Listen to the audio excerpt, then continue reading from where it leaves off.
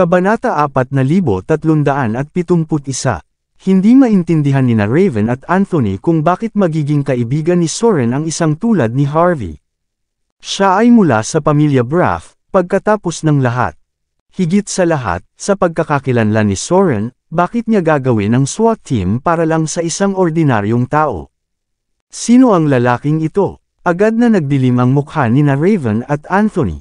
Napagtanto nila na tapos na sila. Nagsisimula na ring magpanik ang mga magagandang babae. Matapos makita ang tingin ni Harvey, bakas sa mga mukha nila ang pagkadismaya na napalitan agad ng takot. Siya ay malinaw na hindi ordinaryong tao kung ang direktor ng Golden Sands Police Station ay magpapakita ng kanyang sarili upang magligtas sa kanya. Bam! Ibinaba ni Soren ang kanyang binti pasulong, nabali ang magkabilang binti ni Ginny nang walang pag-aalinlangan. Agad na hinimete si Anthony sa nakita. Nawalan ng kulay si Raven at ang mga magagandang babae sa mukha nang makita kung ano nangyari. Ibalik mo silang lahat para tanungin. Arestuhin o patayin sila ayon sa plano. Tiningnan sila ni Soren ng malamig na tingin. Nag-utos na sa amin ng gobyerno na pigilan ang mga organisasyong tulad nito na nagsasamantala sa mga tao. Hindi papayagan ng Golden Sands na umiral ang hamak na tulad mo. Ang buong villa ay nasa ganap na kaguluhan. Ang masamang organisasyon sa ilalim ng lupa ay nalinis magdamag. Humigit kumulang 100 tao ang inaresto. Hindi mabilang na mga ledger at asset ang hinukay din.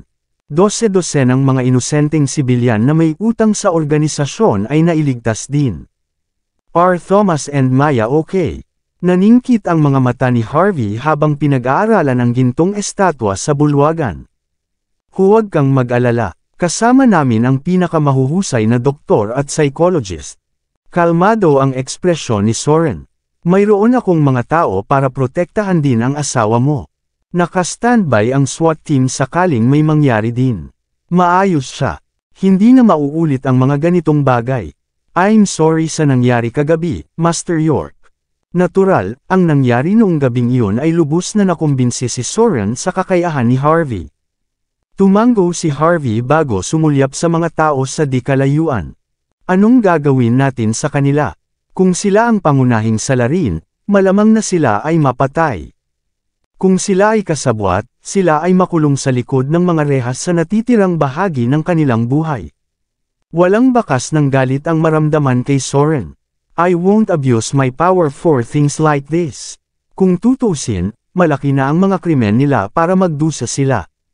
Maraming ex-convicts ang kasama ni Marlon, pati na rin ang mga tumatakas pa. Nandito rin ang mga taga-skeleton gang. Ang skeleton gang. Kumunot ang noo ni Harvey. Anong kinalaman niya sa barkada? Pagkatapos ni Mr. Pagan na makitungo sa kay Skullface, ang skeleton gang ay ganap na nagkalat, sagot ni Soren. Normal lang na ang iba sa kanila ay pumunta kay Marlon. Sayang, bago pa namin sila mahuli, tumakas na sila sa imburnal. Medyo nalungkot si Soren. Tumango si Harvey. Nakikita ko. Tama, you don't have to worry about this for now. I won't drag you into this. Ngumiti si Soren. Walang makakaalam na narito ka.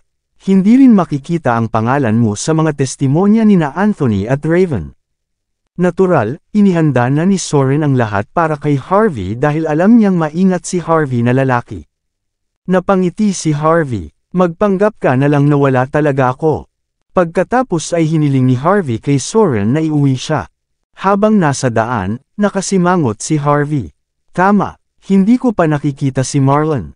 Paano natin siya haharapin? Hindi pa niya nakilala si Marlon, at sa paghusga mula sa sitwasyon ng villa at sa paraan ng paggawa ni Ginny ng mga bagay, bagaman, ito ay malinaw na si Marlon ay isang lawless outlaw.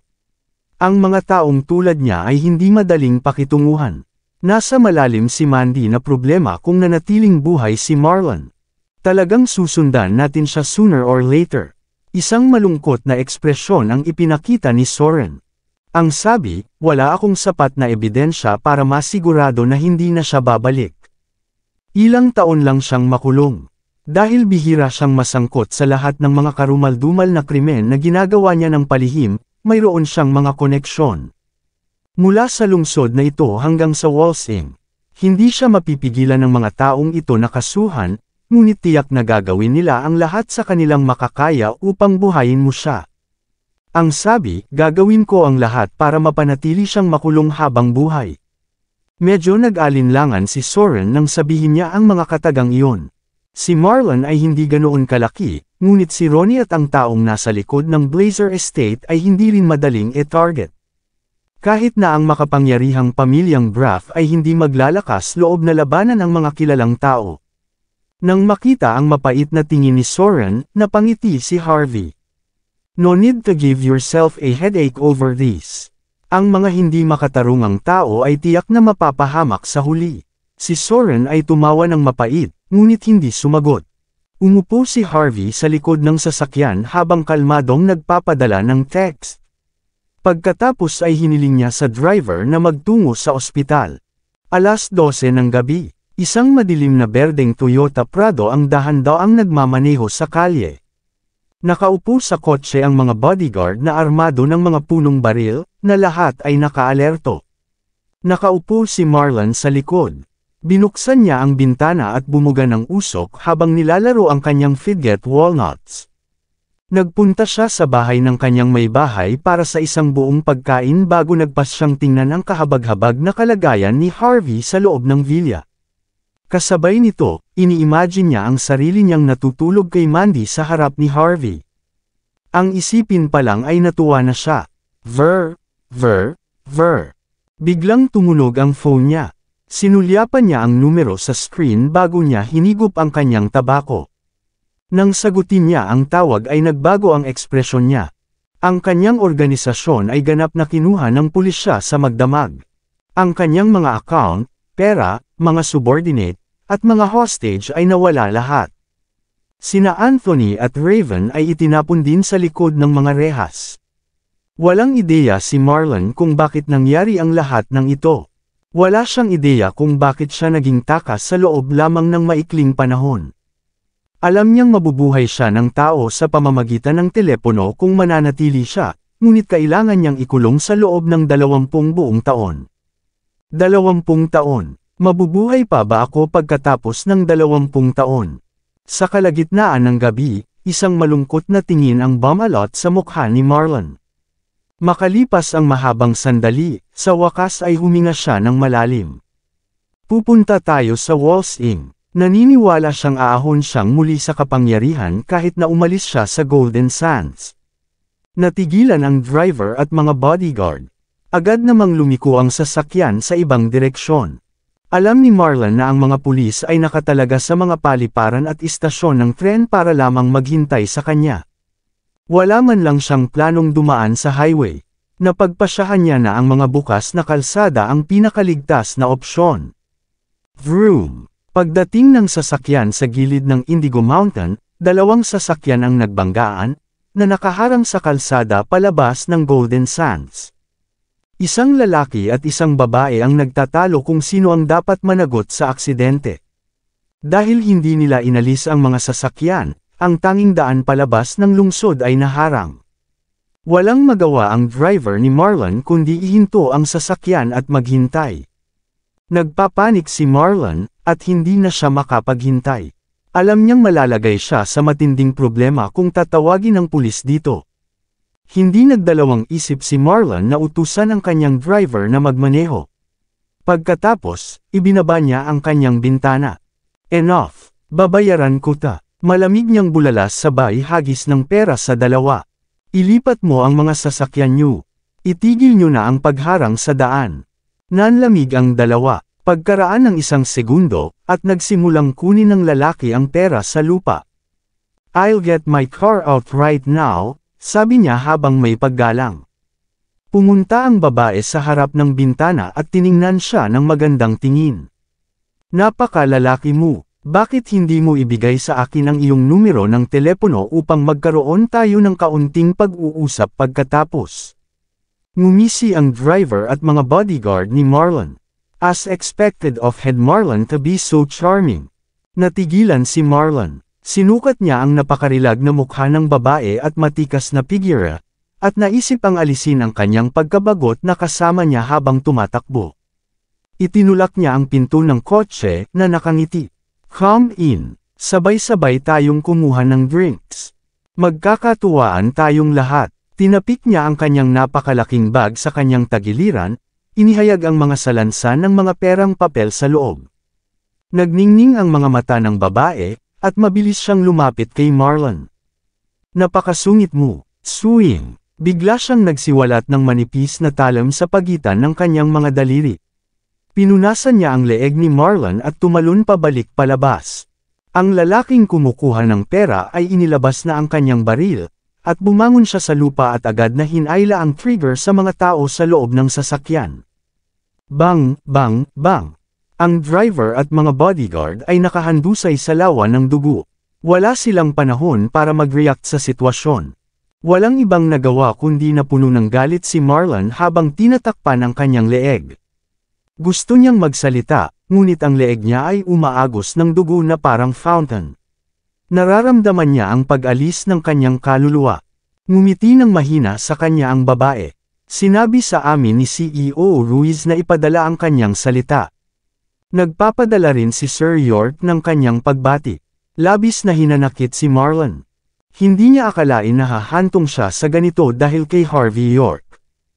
Ito ay isang kahihiyan. Wala nang babalikan sa puntong ito. Pagkagising ni Harvey kinaumagahan, nagsuot siya ng bagong damit at kumuha ng nilutong lugaw ng ospital. Malamig ang kanyang mga mata nang makarating sa silid ni Mandy. Nakita niya sina Silas at Alma sa loob. Dapat pinapasok ng SWAT team ang dalawa pagkatapos nilang sabihin sa team na magkaibigan sila. Sa dulo ng koridor, si Lillian at Simon ay nakaupo ng lubos na balisa. "Anong nangyayari dito, Harvey? Bakit nasa intensive care unit si Mandy at nililinis ang tiyan? Sabihin mo." Galit na galit si Lillian, ngunit hindi siya nagalit dahil sa malagim na kalagayan ni Mandy. Sa kanyang mga mata, ang kanyang puno ng pera ay mawawala kung may mangyari sa kanyang anak na babae. Paano niya tatamasahin ang kaluwalhatian at kayamanan ng elite na mundo sa hinaharap? Si Simon, na kadalasang kalmado at matulungin, ay tumitig kay Harvey. "Magsalita ka. Huwag mong isipin na makakawala ka dito sa pamamagitan ng pagtahimik. Natatahimik ka ba?" Naglakad si Simon papunta sa kama ni Mandy na may pag-aalala sa mukha. Hindi pinansin ni Harvey ang dalawa, at sinulyapan si Mandy. Matapos matiyak na normal na ang paghinga niya, sa wakas ay bumitaw na siya at nakahinga ng maluwag. Malamang ay wala pa ring malay si Mandy dahil sa sobrang pagod. May natitira pang kaunting alak ang kanyang katawan, ang dahilan din nito. Bahagyang gamaan ang pakiramdam ni Harvey. "Huwag muna natin siyang abalahin sa pagtulog," bulong ni Harvey. "Mag-uusap tayo sa labas." Medyo naparami si Mandy ng inom kagabi nang may kausap siyang kliyente.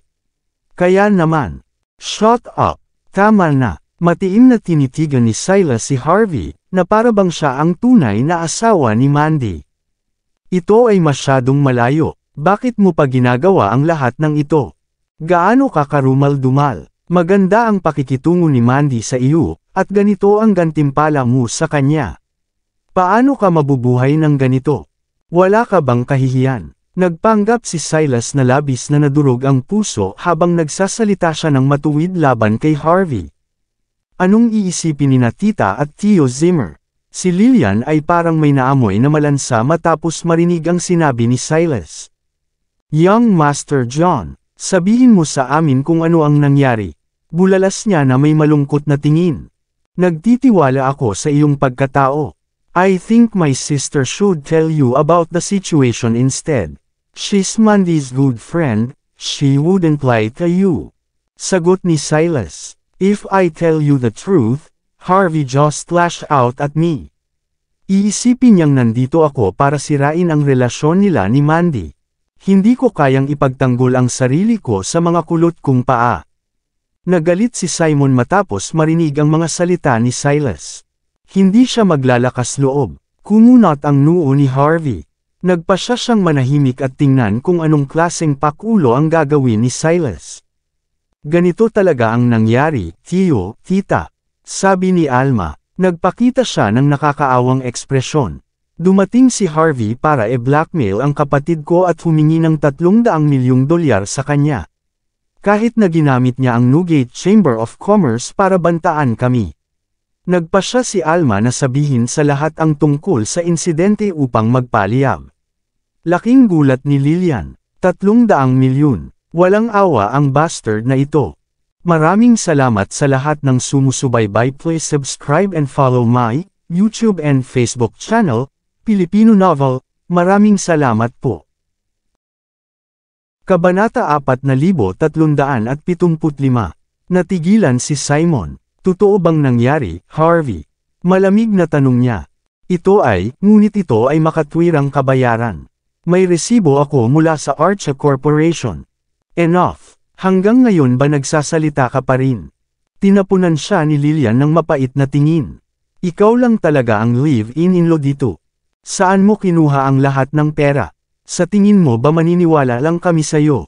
How dare you use such underhanded tactics just because of your own jealousy? Walang hiya ka, Harvey. This is heinous. Bakit hindi ko namalayan noon? Malamig na tumawa si Alma. Pagkatapos ipaalam kay Mandy ang tungkol dito, naisip niya na si Harvey ay masyadong walang ingat. She tried to convince him to stop, but he shrugged it off, saying that a woman will never understand such a thing. Alam mo naman na mayabang na babae si Mandy, auntie. Pagkatapos ng pagsabihan ng ganoon ni Harvey, nagalit siya. Sa kasamaang palad, hindi niya maipahayag iyon. Iyon ang dahilan kung bakit ang kanyang puso ay wala sa tamang lugar noong tinatalakay niya ang trabaho kasama si Anthony. Hindi niya namalayan na nilagyan na siya ng droga hanggang sa huli na. Mabilis na tinawagan ng secretary ni Mandy si Harvey para tumulong, pero hindi niya ito pinansin. Ngunit dumating ang aking kapatid sa lalong madaling panahon pagkatapos niyang mabalitaan ito. Nagawa nilang mailigtas ni Young Master John si Mandy gamit ang pangalan ng pamilya. Kung hindi dahil sa kapatid ko, mas masahol pa dito si Mandy. Napabuntong hininga si Alma. Ginawa ni Silas ang lahat para lang mailigtas si Mandy. There's always a cost in asking for Young Master John's help. Ngunit isinakripisyo ni Silas ang lahat para lang kay Mandy. Pinamukha ni Alma kay Silas na dadaan siya sa apoy at apoy para lang makasama si Mandy. Kung ikukumpara sa sinabi niya tungkol kay Harvey, si Silas ay parang Prince Charming ni Mandy. Bastard ka! Kumukulo sa galit si Lillian matapos marinig ang sinabi ni Alma. Agad niyang iniwas ang kamay kay Harvey nang hindi man lang nag-abalang e-verify ang sitwasyon. Kapag may nangyari sa anak ko, papatayin kita.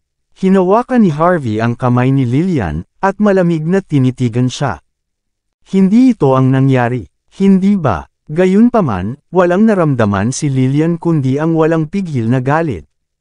Totoo ba ang blackmail? Hindi ba ikaw ang nakadistract kay Mandy? Kung hindi dahil sa iyo, hindi sana siya uminom noong una. Kung hindi dahil sa iyo, hindi siya magsisikap na maging pinuno ng pamilya Jean. Sinasabi mo sa akin na hindi nangyari ang lahat ng ito dahil sa iyo. Buong puso't kaluluwa ni Mandy para lang pakasalan ka ulit. Ang dami niyang ginawa para lang sa iyo. May puso ka pa ba? How dare you say such things? Galit na galit si Simon. Ang tagal na nating hindi nagkita, Harvey. Hindi ko akalain na magsasalita ka ng ganito at susunggaban mo ang kamay ng biyenan mo. Tiyak na nagiging bastos ka na ngayon. Kumunat ang noo ni Harvey, at binitawan ang kamay ni Lillian. Alam niyang hindi na siya pakikinggan ni Lillian at Simon sa puntong ito. Walang kwenta kang dumi. Hindi ko alam kung bakit nagpa siya si Lola Zimmer na dalhin ka sa pamilya sa unang lugar. Bakit niya naisip ang gawin kang live-in-in-law namin? Dapat wala akong swerte na magkaroon ng isang tulad mo sa mapahamak na pamilya. Mabilis ang paghinga ni Lillian, at kumukulo siya sa galit. Napaatras siya ng ilang hakbang, na halos bumagsak sa lupa. Huwag kang ang magpakatanga, masasaktan mo ang sarili mo. Mabilis na pinaupo ni Silas si Lillian na parang mabuting manugang. Don't worry, Mandy's fine. Malapit na siyang magising. I'll take good care of her in the future. I'll keep her away from those places. Salamat at nandito ka, young Master Silas. Hindi kami mabubuhay kung wala si Mandy. Inihayag ni Lillian na miserable ang mukha niya, kahit walang nakakaalam kung ganoon ba talaga ang nararamdaman niya. Pagkamulat niya ay sinimulan niyang ituro si Harvey na may galit na galit. Umalis ka na dito, ngayon din. Gusto mong pakasalan ulit si Mandy kapag nagkakaganito ka. Managinip ka, umalis ka na dito, lumayo ka sa paningin ko. Hindi man lang nabigla si Harvey sa sitwasyon. Medyo may pananagutan din ako sa nangyari, pero ang mga bagay ay hindi nangyari sa ganitong paraan. Hindi ko sasabihin sa iyo kung ano ang nangyari dahil hindi ka makikinig sa akin ngayon. Itanong mo na lang sa sekretarya ni Mandy kung ano ang nangyari sa halip. Ang sabi, ginagarantiya ko sa iyo na hindi na siya masasaktan ng ganito. Hey, magsalita ka parang isa kang anghel. Malamig na nguya ni Alma. Ang ginawa mo lang ay magtago sa paligid na walang ginagawa kapag kailangan ni Mandy ng tulong. Anong karapatan mong magsabi ng ganito ngayon? Isang mapait na ekspresyon ang ipinakita ni Simon kay Harvey. Pagkatapos ng lahat ng sinabi ni Cynthia tungkol sa'yo, akala ko nagbago ka na. Hindi ko akalain na hindi mo pala kayang protektahan ang sarili mong babae. Anong klaseng walang kwentang karumihan ka? Napatingin si Harvey ng mahinahon kay Alma. Hindi mo ba nakikita kung sino ang nagsasabi ng totoo ngayon? Sigurado ka bang ipapahiya mo ang sarili mo ng ganito? Oh, sinasabi mo bang niligtas mo si Mandy? Anong karapatan mong labanan si Anthony? Kilala mo ba kung sino ang kapatid niya? Bumilis ang tibok ng puso ni Alma. Then, she gritted her teeth at tinuro si Harvey. Are you still trying to take Silas's credit? Gaano ka kawalang hiya? Umamin ka na sa mga kasalanan mo. Angal ni Simon. Tumigil ka na sa pagsasabi ng paraan para makaalis dito. I'm saying this one more time. Ask Maya for the truth, malamig na sabi ni Harvey. Umalis ka na. Ayoko nang makarinig muli mula sa iyo. Tinuro ni Lillian ang pinto. Lumayas ka. Inilabas ni Silas ang kanyang checkbook at sinulatan ito ng isang string ng mga numero. Narito ang 300 milyon. Kunin mo ang iyong pera at umalis ka na. Mayroon akong isang kahilingan. Itigil mo ang panggigipit kay Mandy mula ngayon. Kung hindi, sisiguraduhin kong mag-settle ng score sa iyo. Si Silas ay kumilos na parang siya ang aktwal na manugang ng pamilya. Biglang humakbang si Lillian at pinunit ang tseke. Itinaas ni Lillian ang kanyang kamay, at ang tseke na kanyang hawak ay naging ulan na mga basura. Ako na ang mananagot sa utang ni Young Master John, bastard ka. Sigaw ni Lillian, at malamig na tumitig kay Harvey. Kung gusto mo ng pera mo, kunin mo sa pamilya ko. Let me tell you something. This family always know how to refill a favor. We'll never let someone who helped na bumagsak ang pamilya. Napatingin si Simon kay Harvey. Tama, dapat tayong magpasalamat kay Young Master John. Kung gusto mo ng pera mo, puntahan mo kami. May sasabihin ako sa'yo. Wala kaming pera, pero dugo namin ang ibabayad namin. Patayin mo kami kung maglakas loob ka. Kung hindi mo kaya, umalis ka na dito. Bago pa makapagsalita si Harvey ay humakbang na si Silas sa harapan niya. Hindi mo pa rin ba gets? Umalis ka na. Gusto mo bang manatiling galit sila? Nagsimulang kumubog si Lillian sa kanyang dibdib. Anong trahedya? Napansin ni Harvey ang pagsimangot sa mukha ni Mandy, at ayaw na niyang ipaliwanag pa ang side niya sa kwento. Gusto niyang magpahinga si Mandy. Sasabihin ni Harvey kay Maya na ipaliwanag kina Lillian at Simon ang totoo. Hindi na nag-iisip pa, tumalikod na si Harvey at umalis sa lugar. Nang lumabas si Harvey sa ospital, nakita ang ilang Land Rover na nakapark na magkasunod. Ito ay medyo isang kahanga-hangang tanawin. Bumukas ang pinto ng sasakyan sa gitna.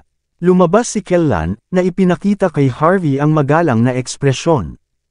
Pumasok si Harvey sa loob at kinuha ang tasa sa kamay ni Kellan, at humigop. Para saan? Sa Riverside Restaurant sa tabi ng Rio River. Tumango si Harvey bago gumawa ng sinyas. Umupo si Kellan sa driver's seat at inapakan ang pedal. Mahigpit na sumunod ang Land Rover sa likuran. Ang mga kalye ay puno ng mga kotse at tao, at sila ay likas na gumawa ng paraan sa sandaling makita nila ang convoy na nagmamaneho. Hindi nagtagal huminto ang Land Rover sa harap mismo ng Riverside Restaurant. Ito ay isang nakakatakot na tanawin. Agad na napatingin ang lahat, at iniisip na may magaganap na malaking palabas. Ang lugar ay ang pinakakilalang breakfast restaurant sa buong lungsod. Galing daw ang may-ari sa South Light. Maliban sa mga tunay na menu ng almusal, ang mga waitress doon ay napakaganda rin. Lahat sila ay nakasuot ng napakagandang damit nang lumabas sila para salubungin ang kanilang mga bisita. Ang mga matamis na ngiti at nakakaakit na mga figure, kasama ang amoy ng masarap na pagkain, ay nakakuha ng atensyon ng mga mayayaman at makapangyarihan. Ang almusal ay nakatadhana sa kaguluhan. Sa sandaling nakaparada ang Land Rover sa harap ng pasukan, agad na umatras ang mga waitress na may maputlang mukha. Nanatili si Kellan sa loob ng kotse, ngunit ang iba pang mga mandirigma ay lumabas na nakasuot ng maskara. Sabay pa kita ni Weston na may masamang tingin habang tahimik na nakasunod sa likod. Kumilos na tayo. Casual na hinubad ni Harvey ang kanyang jacket bago tumungo sa restaurant na naka-cross arms. Nabalitaan lang ni Kellan na nag-e-enjoy si Ronnie sa kanyang almusal doon. Bihira lang si Ronnie na mag-almusal sa labas. Nako, ito ay nakatadhana na magwakas ng kakila-kilabot. Hinding-hindi pa pakawalan ni Harvey ang lalaking naglagay kay Mandy sa sobrang awa. Nag-iba ang ekspresyon ng ilang bodyguards ni Ronnie nang makita si Harvey at ang iba pa. Anong kalokohan ang ginagawa mo dito? Sinipa ni Harvey ang mga bodyguards sa tabi ng walang sabi-sabi. Mabilis na kumalat ang iba pang mga mandirigma at tinakpan ang bawat labasan ng lugar. Sa mismong sandaling iyon, tumahimik ang mataong restaurant. Laking gulat ng mga customer sa unang palapag nang makitang ganoon ang pakikitungo ni Harvey sa mga tauhan ni Ronnie. Pagkatapos ng lahat, ito ang lugar ng Blazer Estate. Gumawa ng kilos si Harvey nang hindi kumukurap ang mata, at inilabas ng kanyang mga mandirigma ang kanilang mga baril. Ang mga safety lock ng mga baril ay tinanggal. Samantala, ang mga waitress ay damapa sa lupa sa takot. Nang makita iyon, itinapon ng mga bodyguard ni Ronnie ang kanilang mga bakal na tubo bago tumakas palabas ng lugar. Gumawa ng isa pang kilos si Harvey, inihagis ng mga mandirigma ang mga sandata sa lupa sa mga paso sa kanilang paligid.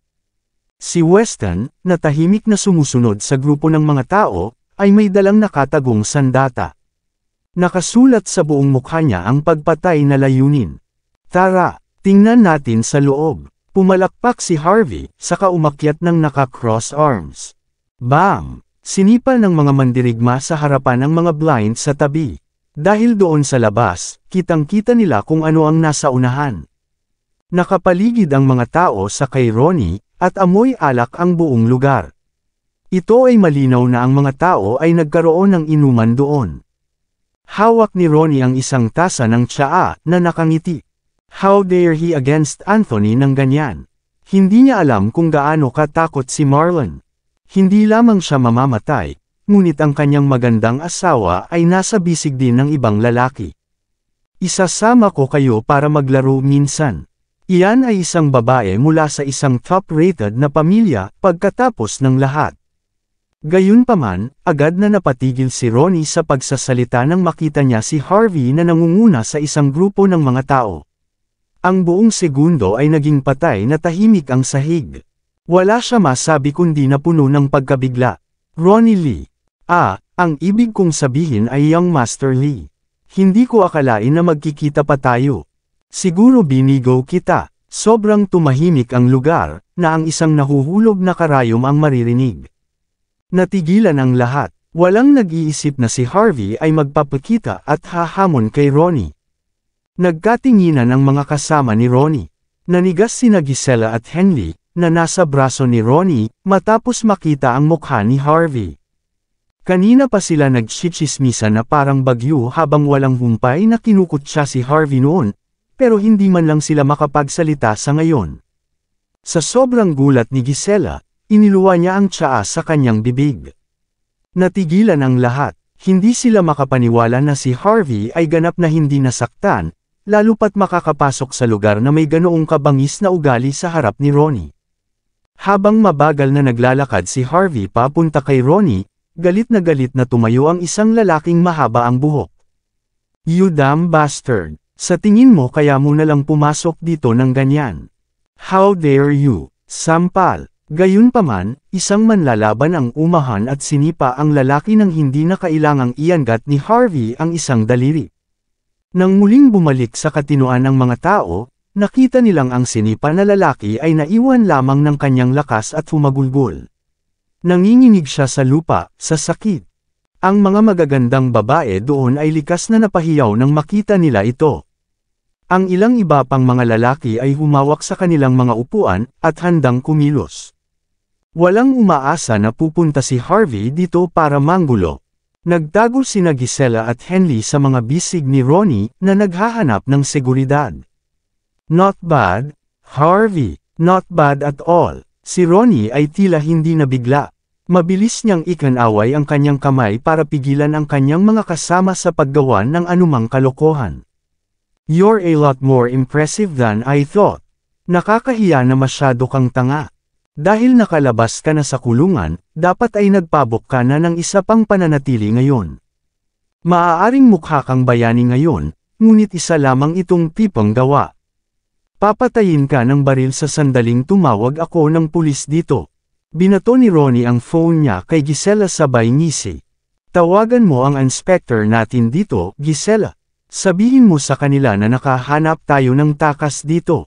Ayoko ng anumang reward, pero gusto ko ng Good Citizen Award." Kinuha ni Ronnie ang mainit niyang tsaa habang nakatingin kay Harvey.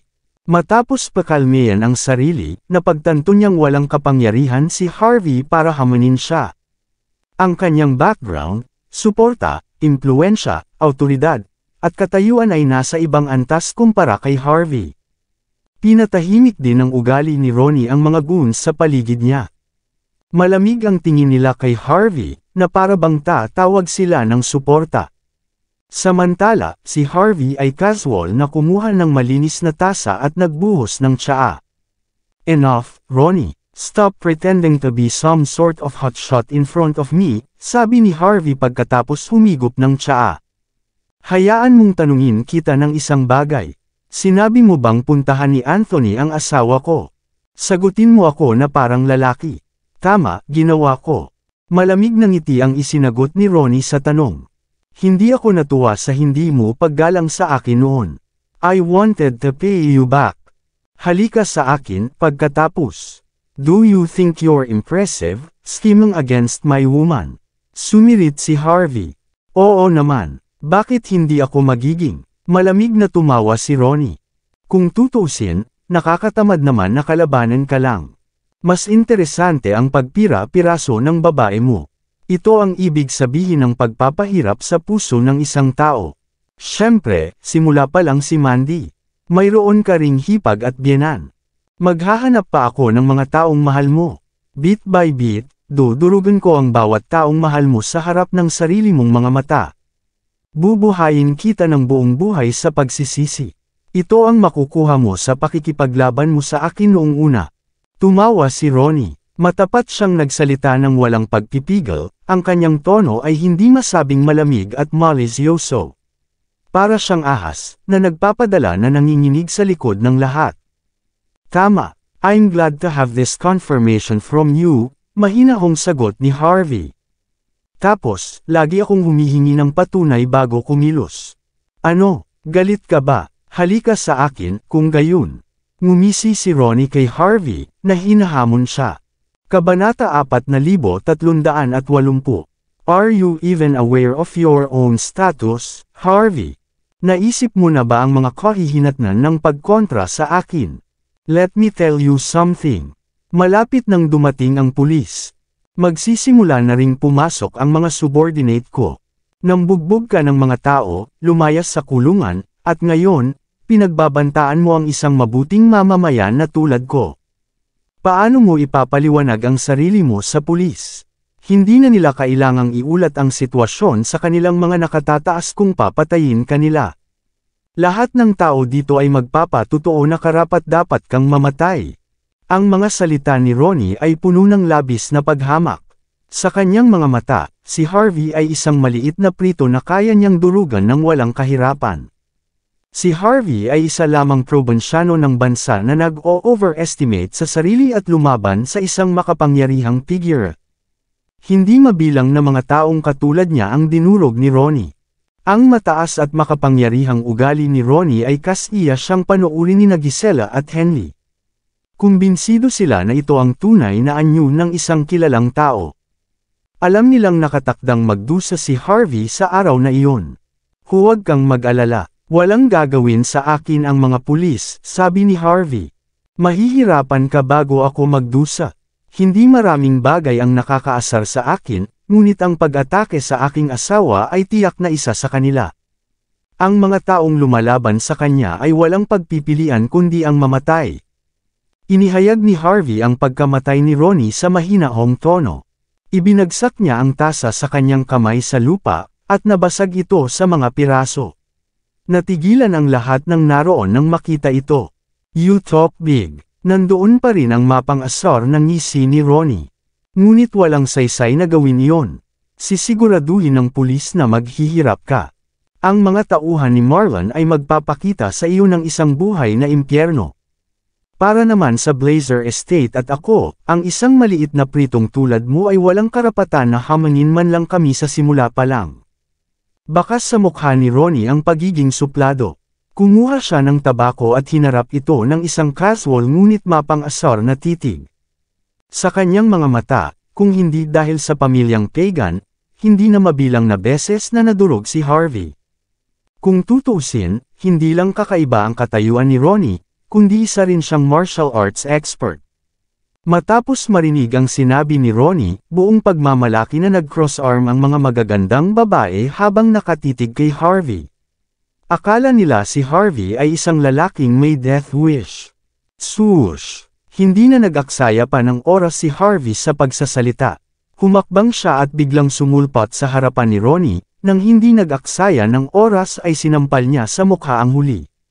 Sampal! Ang tunog ay umalangaw at napakalinaw. Kitang-kita sa pisngi ni Ronnie ang isang matengkad na pulang marka ng palad. Sa tingin mo ba hindi kita kayang hamanin? Bakit mo nasasabi yan? Sa gulat na tingin ng mga tao, mapaglarong ngumisi si Harvey at muling ibinaba ang palad. Sampal, hinahamon kita ngayon. Ano ang maaari mong gawin tungkol dito? Kakagatin mo ba ako?